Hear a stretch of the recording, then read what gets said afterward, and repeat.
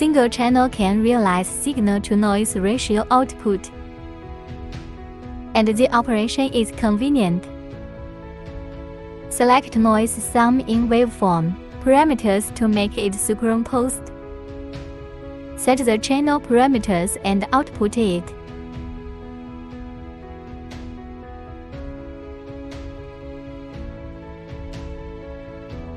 Set the SNR value as required, turn on the channel output.